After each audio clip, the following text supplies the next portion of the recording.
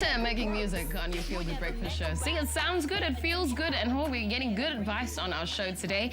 Lice infestation, I spoke about it earlier, and I also invited you to give us a call, and you can still do so. We'll give you that number again.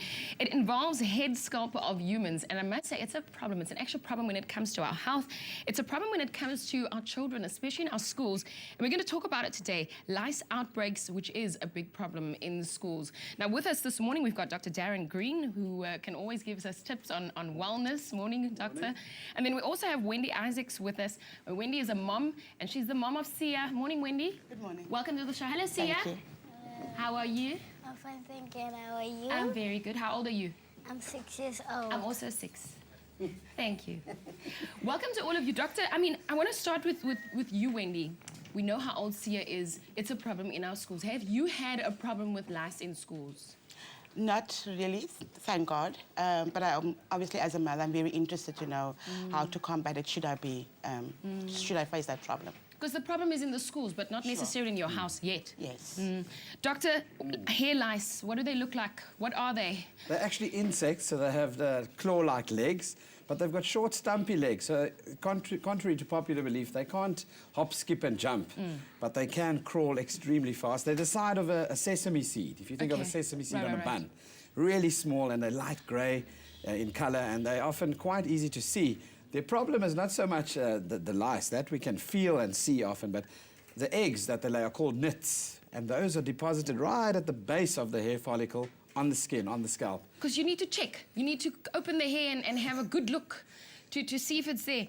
What are the signs and symptoms that a child might have? And I say this because Sia's with us and we're going to demonstrate as well. Yes, yes. Normally it's the itchy and scratchy show. Right. So just as people start thinking about lice and scratching, they have itchiness of the scalp particularly, but the lymph nodes, because of the chronic scratching as well, can cause inflammation. The lymph nodes, the bumps behind the ears and on the scalp can swell up. And maybe the neck as well. That's right, because at the base of the neck, the lice can move all the way down, and depending on the length of your hair, they can sit right at the bottom. Okay, we're going to open the line shortly, so we want you to give us a call already. 0839133728 if you want to give us a call and maybe ask some questions. Doctor's here, we've also got a mum here. Demonstrate. I want to see how we get rid of lice if we do have it. So Sia, you're going to be our model for us, okay?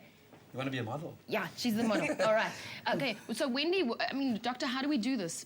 Two things. Firstly, I think you need to understand they're very dedicated insecticides and shampoos that we use for the process. And we'll first shampoo and lather the hair, but for time constraints, we're not going to lather Sia's hair right now. And then what we do is we leave it on for up to 8 hours. So you cover the entire scalp, making a lather. It then dries spontaneously on the hair, and after 8 hours, you then comb out the hair. Ah, okay. And you comb out the hair at least once a day in a special technique. So let's using get combing. a special comb. How do we do that? And, so Sia, turn towards mommy there. And Wendy's got a comb with her. And the important thing about this comb is it's not a normal comb. The comb's got nickel strands in it, as you can see, and they're very close, of course. Okay. And what we actually do is, as Wendy takes it down to see her scalp, you start right at the root of the hair with a smooth action coming up slowly from the bottom all the way out right through the tip of the hair. Right through the end. Now, you only take about 2 centimeters of hair at a time because you don't want to miss areas. So you've got to do it quite cautiously. And as you take it through, that comb then catches, because it's so fine, the small eggs and the actual lice itself. I want to ask a silly question. Yes. What do you do with the actual nits once you've gotten them out? Where do you deposit them? Exactly. There's no use taking them out and throwing them in the office. So you actually should put them into a bowl of hot water. Right. And they die within 5 to 10 seconds. Okay. But 5 to 10 minutes, sorry, of hot water. So what you should actually do is have a little container of water right next to you. Okay.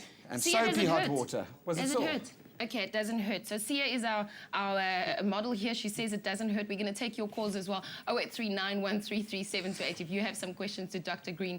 And we've got Wendy, our mom here, and Sia, our model.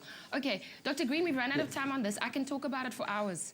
Okay. It's all good. All right, we're going to take some of your calls later on, but Dr. Green is going to stay here with us. We're talking hair lice in schools. It's a real problem. We're making sure that you can also deal with it at home. But there's lots more happening on your Feel Good Breakfast Show. Katlego Mabue, what's happening?